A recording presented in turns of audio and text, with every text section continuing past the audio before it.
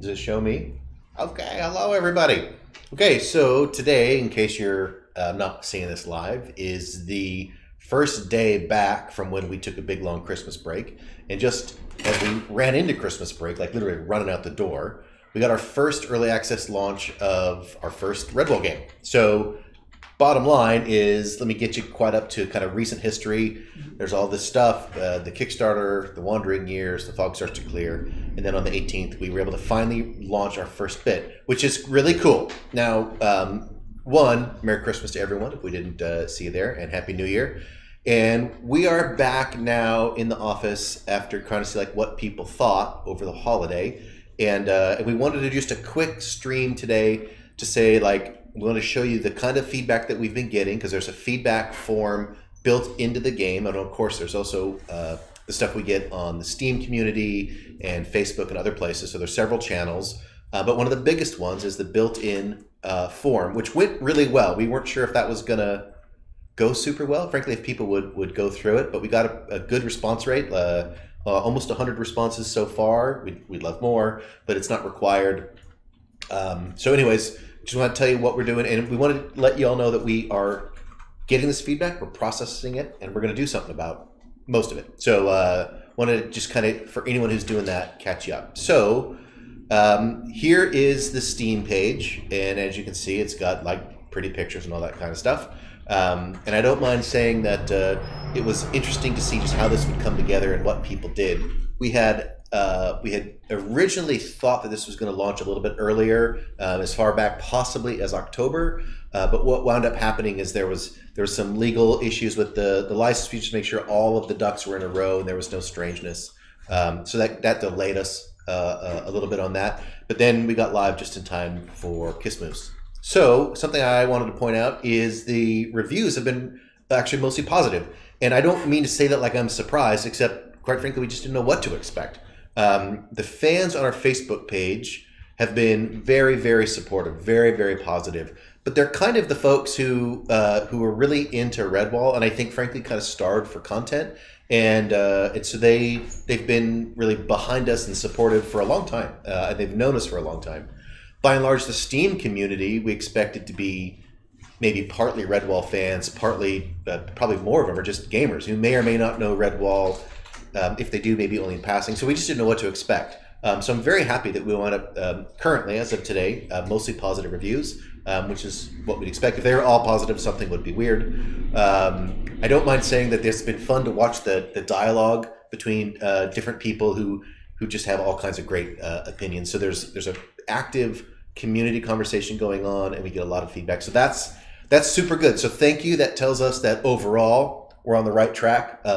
We know that we're never going to make everybody happy. Like there's too much that goes on in Redwall, in the world of Redwall, and to try to match that with gaming, we're never going to make everybody happy and meet every expectation. But if we can hit mostly, then we're feeling pretty good, and it gives us room to try other games in the future. So that was really good news, especially given that this early access doesn't contain a whole lot. So that was great.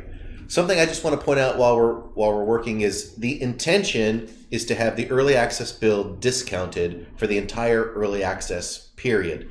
I clicked the wrong box. This is all on me, and so it was discounted 40% for the first week, I think. And while we were still all the way on vacation, that, I don't know, it expired or something. So I clicked something wrong. But I want to be clear that our intention right now is not for it to be $14.99 until it's done. Between then and now, should see a discount of 40% that slowly gets smaller. So 40, 35, 30, 25. We'll see how it goes. But as we build, as we make it better, that discount should go down. However, if you go there right now, it shows full price because we're figuring it out. So anyway, sorry for the screw up there. Hopefully it's not a gigantic issue. Now let's show you just a little bit what we got from the demographics. We had heard from the publisher, especially, they expected that the books are primarily a children's book, and they had anticipated that it would be primarily children who buy the game. According to the data we have so far, that's not really the case. Certainly there are some 16 to 18 year olds, like kind of late tweens. There's vanishingly small, I shouldn't say vanishingly, there's few 16 or younger. Most of the folks, by the overwhelming majority, are adults. And so that will have an impact on the way that we design. We want to make sure that we are designing for the correct audience, which is the gaming audience, which may not be the same as the book audience. I think most likely you have people who grew up with the books who are adults now. They were kids then. And so I think that's probably our target audience, but I wanted to see how that breaks out. And we were also surprised at this. The majority of people thought that the game was just about right in terms of difficulty. This may be a moving target. So we're going to see how it goes as the game continues and things tee up. We were a little surprised to find out that outside of the just right category, there's more who think it's too hard. I was expecting that it might seem too easy, but you just never know. So this was an interesting data point. One thing we're sort of thinking about is it difficult because we haven't provided the proper feedback, which was something we saw in a lot of the comments, like you don't quite know what the NPCs are doing, you don't quite know what's happening with the different puzzles. And with better feedback, would that change this? Like, is that what made it difficult, or is it more of a skill-based thing? Anyways, that's interesting. And one just quick little data point is that the majority of people are using keyboard and mouse, and so the controller community is smaller, but still significant. So we need to make sure that we are supporting controller fully. And several people here clicked both. So just so you know kind of what we're seeing so far, if you're interested in that kind of thing.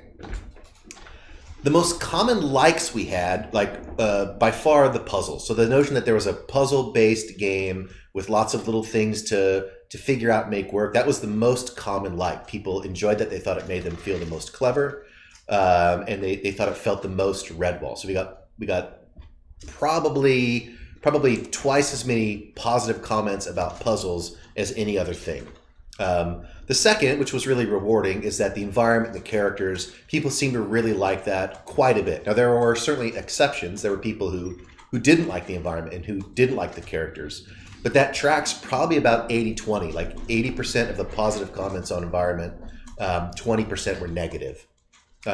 We were very happy to see that music was usually positive. There were a couple negative music comments, because I know that we took a strange choice on music. We made... I don't know, it's strange. Anyways, it wasn't the obvious choice. And we've done something that's kind of unique, kind of different. We went with a specific style, in fact, a particular musician, that would not have been an obvious one. But primarily the comments on that were positive, so I think we're headed in the right direction. And I'll be curious to see if the negative comments start to go away, sort of once you're used to it. Once it's not surprising, I'll be curious to see how that goes. Now, that could go the other way. I also want to drop the cinematics, which were or storyboards. We have in between different puzzles, there are sort of like a comic page, almost like a comic book page that it describes what happened in between these certain scenes. I'll tell you, this was put into this build largely as a time and cost saving effort because we didn't have the opportunity to make sort of fully animated cutscenes. But the response has been super positive, and we've really enjoyed it. I think it's likely that we'll keep it. Don't hold me to that because we haven't made up our mind. I see some people nodding like, do it. Okay, so I think overall the fans like it, the studio likes it. So I think we're likely to go that way because I think they do look nice and I think they fit the Redwall world. And the fact that the fans were responding repeatedly, responding positively to that feature, that feels really good. Something that we were not sure if people would like at all was the NPC mechanics. And so if you haven't played the game, there's a necessity that there's these two other NPCs in the level, and they need to help you. And so in sort of the strictly speaking, it's a little bit of an escort mission. This level means that you have to help these other two people who can't help themselves get from the beginning to the end. But they also help you back. And so they have to help you solve certain things or hold a thing down or lift a thing or whatever else. Like, you need them to actually work with you.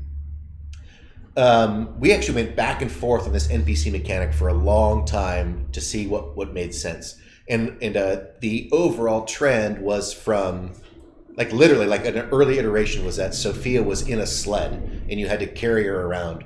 So, like, she was completely invalid and couldn't help herself at all. We started, like, way back there, and increasingly we just empowered the NPCs to do more stuff.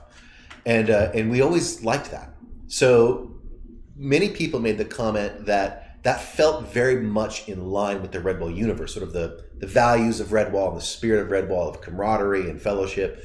And so that felt good that people got it and that they liked it. And it was actually probably the third most common like, given our charts. Yeah, it was the third most common. So more people liked that. We had a handful of negative comments, but they were basically outnumbered 8-1. So I was really happy with that. The NPC mechanic was working, so that was cool. Now, on the other side, and just to kind of close a loop here, I think what we can learn from this is that we're on the right track. Like, these were the kind of core features that we were excited about, and the fact that they were well received feels like we hit that. So you can expect that we'll move down that road more. So thank you. The most common dislikes, I'm going to say overall, were things that we kind of knew. In the end, you had to have a launch, and we didn't have time to get everything just right. So the camera we know needs love. To be clear, we specifically upgraded to Unity 2017 because the camera is awesome. Like, it does so many really, really cool things, but it's relatively new for us. And so it needs some love. We're getting used to the system, but overall it's a fantastic system. And this janky camera is probably better than the camera we would have been able to make ourselves in an older version. So it gives us all kinds of cool features. But we knew it was a problem, so it's not surprising that we got several negative comments on just camera overall. And the same thing about getting stuck. Like, there's just holes in the geometry. There's places where the collision is funny with the bushes and the trees and different things. So we knew that there were bits in the level where if you were too exploratory, you could wind up getting stuck. That doesn't make it okay, but what was good about it is that we knew, and we know how to fix it. So that's cool. Now, the top one on the list, though, is overall controls, and I wanted to bring that out. Here's kind of the thing that we're dealing with, and I want to tell you what we're going to do about it. Let me go back here first. So overall, we have kind of a core question that is, what is the nature of the way that we control the thing? And so to give you kind of some broad strokes, do we want a game that is skill based, where like you're the kind of guy who the character's jump goes this far and he's this fast and he can climb that wall, where it's very skill based, and I have to know those so I can determine if that's the thing that I want to try to do. So think like, I don't know, Tomb Raider, this kind of thing. So kind of platformy games have this kind of thing where the player's ability to master the controls and then largely explore the environment within those constraints. That's one way to do it. There's another way that's sort of more cinematic. Think like maybe Batman or Assassin's Creed, where a lot of the controls are kind of given to you. They're very contextual, and it allows for some really cool cinematic moments.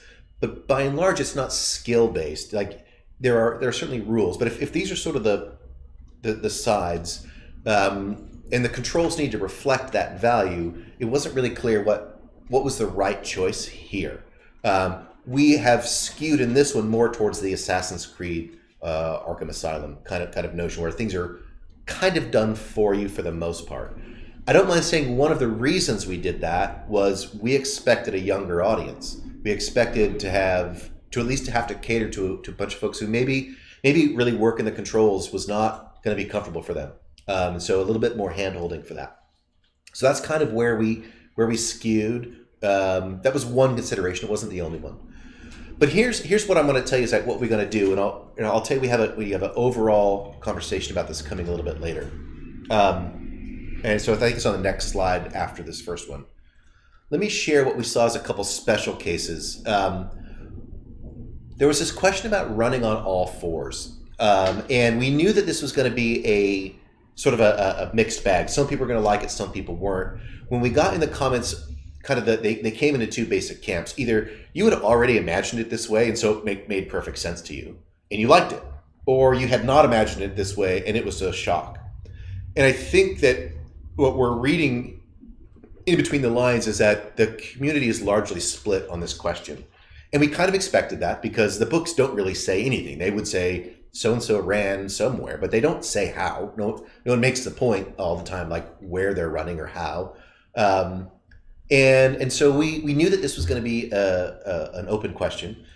And I don't mind saying, like, the choice that we made here on running on four legs comes down to something like a deeper question, which is how much animal, how much human?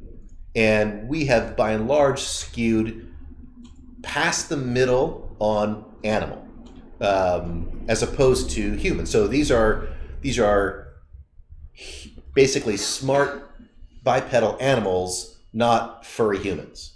And so if these are the things, like, this is kind of how we've skewed, and it's changed a lot of other decisions. It changes how we handle their scale. It changes how we handle their food. It changes the fact that one of the next major mechanics is their scent, their ability to smell the world, and which is a very animal characteristic as opposed to a human characteristic. So running is part of that. It also changes how you will see, like, this conflict, and I think that this is something that you could read into the books pretty well, is the notion between what is the difference really between a woodlander and a vermin. And one way you could say that is, like, the vermin are more animalistic. They're sort of like more into that place. And so I think you could expect the vermin's animations to be even more animal, even less human. So I'm not saying that that's the right answer, but it's the answer that we came up with. And it was interesting to see the audience respond to it. It felt pretty emotional. Like, this isn't necessarily fun or unfun. It just was shocking or not shocking. So we'll see what to do with that. But I wanted to draw it out that we saw several comments to this point, and they were on both sides of the fence. We were split. I will say that the split seemed to favor that the all fours thing was a good thing, but only by a little. Like, that's kind of a 60-40 thing. It wasn't like a big thing. There were also several comments that I want to point out are actually just features we haven't got to yet. So cases like you wanted more dialogue, you wanted more lore, you wanted more opportunities to explore the world of Redwall. One fella specifically about this stream wanted to make sure that we acknowledge the fact that you can't just make anthropomorphic animals and slap on a Redwall label and say it's good. We agree. We're just not there yet. So the problem isn't that we don't intend to do it. It's that you have to do some things first. So there's going to be a lot more content, a lot more dialogue. The whole food thing we know is a huge deal, and we've already hinted towards some of this. So the fact that you can see in Old Moss Creek that you're collecting ingredients, like, that's going somewhere. So I just want to point out that several of the negative comments we could answer with, yeah, we're getting to that, which is not to say they're not valid. It's just that my answer is simple, and I think that you'll be pleased. There was one particular comment I thought I would just draw out as a lesson. Like, it's okay to criticize us. In fact, we're fine with all that. But if you're looking for a job, it might be smart to not castigrate your future employer and then ask for work. It's probably just kind of a social skill thing you might want to figure out. I'm happy with the criticism, but, asking for a job right away was sort of awkward. So I'll say that without trying to call the person out any more than that. So there's the feedback we got was comprehensive. We had at least one person made like an 11-page Google document, which is like super comprehensive. We love that stuff. I can call out several people by name. Like, the detailed comments are very cool. And I want to point out, this worked. I think this all worked a lot better than we knew what to expect. We just didn't know, frankly, we didn't know what to expect. But the level of feedback and the detail of feedback has been super, super useful, and there's plenty of it. We love that, and we're going to be making specific adjustments to this because of the feedback we got. So please keep that going. To that same end, if maybe in this next build, maybe it'll take a little bit, but we'll see. But we want to really reward the people who are making the effort to do this. So people who are logging bugs, people who are filling out the forms, people who are giving us detailed feedback. We're going to get you some kind of points for this so we can gamify it. We haven't figured out what those points get rewarded with, but there will be a reward for helping us, because this is like valuable material, and so I think you should be able to see that in the future. Okay, so what's next for us is this jumping question. So which is essentially the question I said about you guys think a skill-based movement mechanic is best, or more of a cinematic movement mechanic? So what you're going to see probably in this upcoming build is a small little laboratory scene where you can test out sort of different control schemes. It'll be pretty light, pretty basic, but we want to see like what you prefer. There's an old design principle that says that if the designer likes blue and the client likes green, but the customer wants orange, then the whole thing should be orange. So for us, I don't know that we have a particular necessary value on should this be this way or that. We want to know what the players want. So we're going to ask you. So there's going to be a new scene that specifically gives a really finite, small navigation puzzle. Do you like different kinds of mechanics for controlling? We want you to vote. We're going to make the vote. It's going to make a difference. It's going to change how we proceed. The next build, of course, has some bug fixes, some better colliders. So we've got some really obvious stuff. We also know that the NPCs need to communicate with the player a lot better. They need to be able to tell you, like, I can't get there from here. So we're going to add some features to that to make sure that you know what's going on with them a lot clearer. And several people felt that they got lost out in the woods, that the sort of the critical path wasn't obvious enough, which is, I think, a fair criticism. So we're going to clean that up. We're going to try to figure out so it's not so obvious. Like, I don't want a dotted line that goes with thing, but somewhere in here we want to reward exploration and make you feel good that when you figured it out, it was good. But if we don't give you the information to figure it out, then that's wrong. Okay. And we're hoping that this will be able to be at least pushed up to Steam this weekend. So we want to jump right on this and kind of take the low-hanging fruit and do that. So that's what we expect. And then there is the push the wrong button. How do I get out of that? I don't know. Let's try that. Now what do I do? So John's going to do me something because now you see a bunch of code. But what's next, and won't even give me the slide. You can just go to the next slide. And bop. Nope. Is that going to work? What did I do? I viewed source code? Is that how it? Yeah. There's a button on the remote that views source code. That's fantastic. Anyways, what's coming up as soon as John can find the button is to tell you what's coming after this immediate release. And that's where we're going to be building out probably at least one, maybe more, really early level gray box scenes just for you to check out. We're making progress on the existing gray box. We're going to be adding in quite a bit more of the dialogue. So you should see the dialogue and the lore and the puzzles. Are probably going to get a lot more of that coming up soon. And I can't even see what my next slide is there. We go to a different screen. Okay, that's fine. I can look it up here. Am I talking? Is that what you're doing?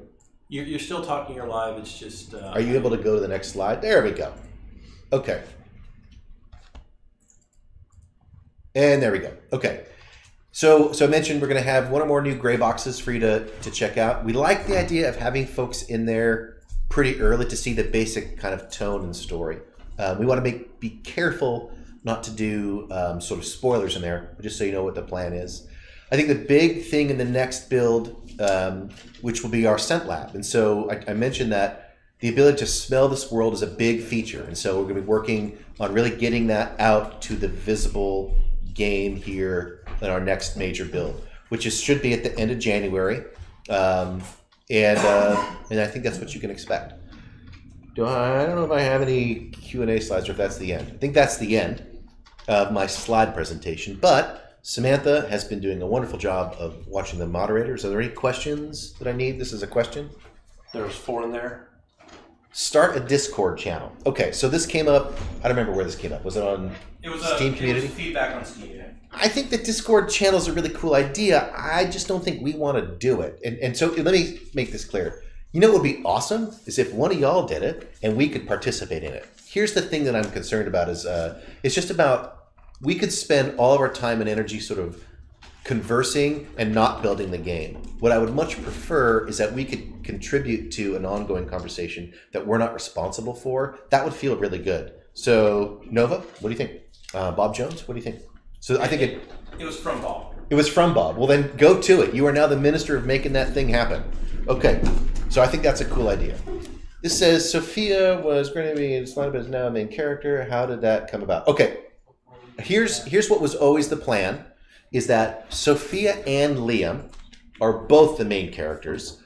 At the beginning of the game, you'll be able to pick which one you play, and the dialogue and that kind of stuff will shift a little bit depending on which one. So they're obviously a couple, and you can choose which one you want to play. The reason Sophia is in the level first is because she's the one who got animated first. That's why she's there. I think that we already have a finished model for Liam. He needs to be animated and rigged or something. Yes, you can speak, Aaron. Hi. The state of Liam, as it is we're getting him.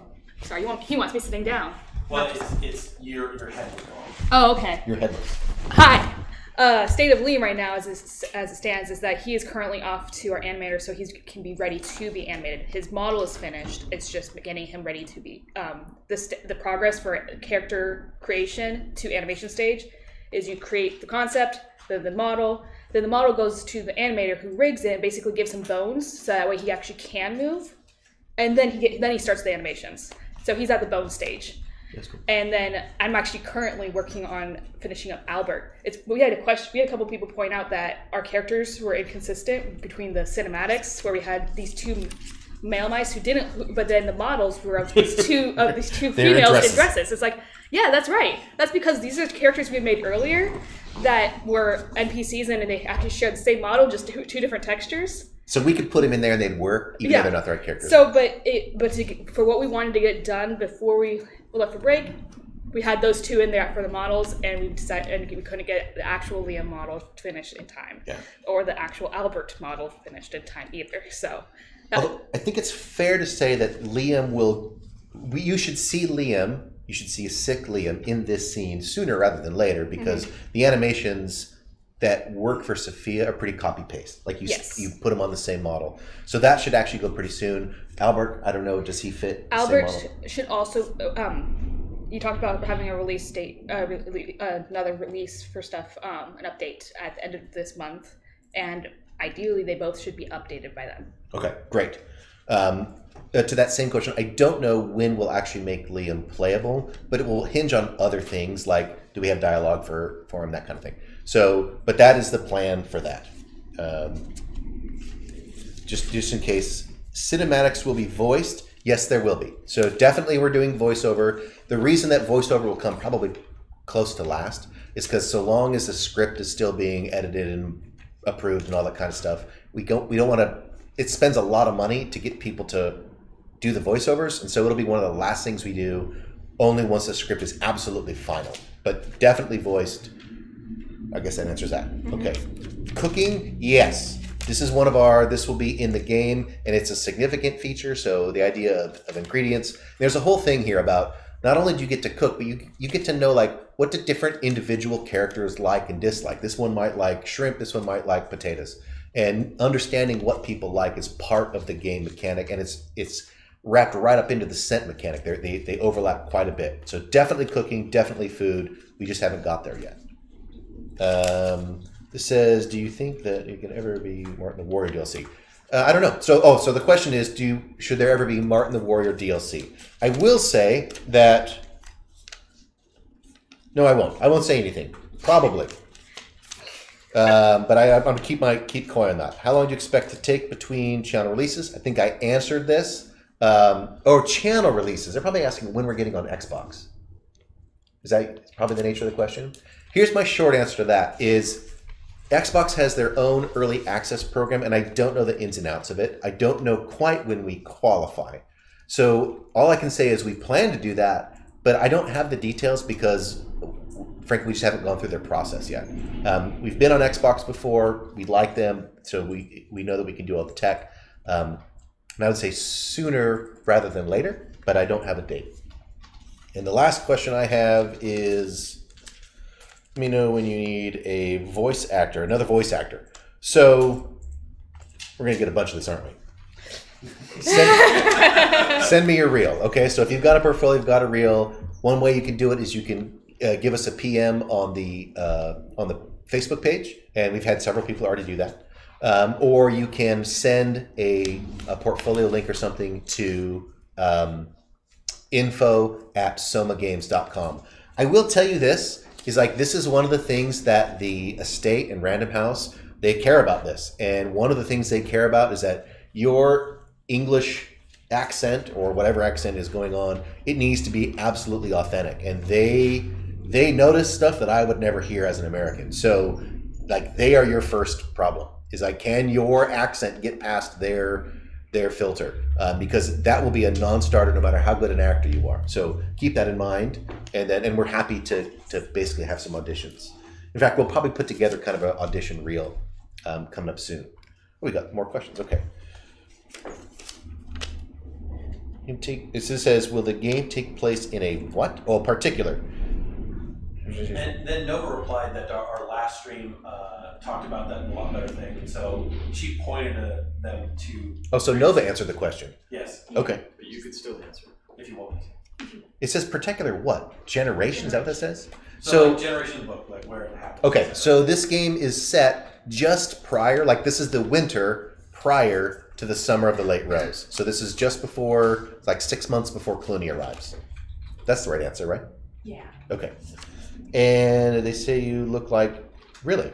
Apparently I need the hat. So somewhere I'll get a hat. I'll get a little Brian Jakes hat, and that'll be awesome. Do I look like him? Both of them said so, and even one reply was, that's kind of trippy, actually. I don't know if I can do that accent. Like that Liverpool accent's one I can't do. But I'll see what I can figure out. But thank you. I'll take that as a compliment. And I think we're about done. We got another question here. Nova, don't worry about butting in on answering questions. It's very nice to have our community able to answer those questions for us. This is why Bob got, as you put it, what was it? Voluntold. Because our audience has been great about following us and understanding and having the answers to those. And so no, we're happy that you guys are invested enough to know those answers. I think that's super true. Like we could never have accomplished any of this without the fan base and the feedback. And some folks in particular have been super helpful, super consistent, and we love that. So don't feel shy. Don't feel like you're gonna step on our toes. Like we're open about this kind of thing. Like we're not all. In fact, there's a gentleman who's been helping us recently who comes from the more AAA world. And at first he was like, I cannot believe you're showing people stuff that's not done.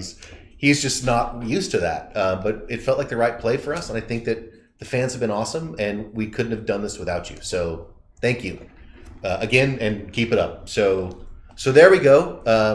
And we will just keep, I think this is a loop that we're going to keep going through as we get more and more feedback. So 2 more questions. And 2 more questions. Good. And Sam, why don't you get on camera so people know who you are? Here, take my spot. Oh.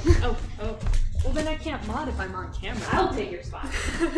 Oh. What do you got here? This says, will there be armor or gear sets? Such as different appearance, or will all look the same? So the short answer is it depends on a question of scope. We like that idea, and we've posted some ideas, especially like decorative elements. It depends if we have time and energy to do it. I like the concept. There will not be a robust gear set in this game, and it also is a scope question. That's just a lot of material, and we had to make some choices. It's not that we wouldn't like it, but that probably won't be the case. There may be some, but not robust. And what else you got here? When will badgers show up? Badgers. Candace will make a show in this somewhere. Exactly where and when. What? Candace? Constance. I'm sorry, Constance. Constance. My mistake. So somewhere. I don't exactly know where.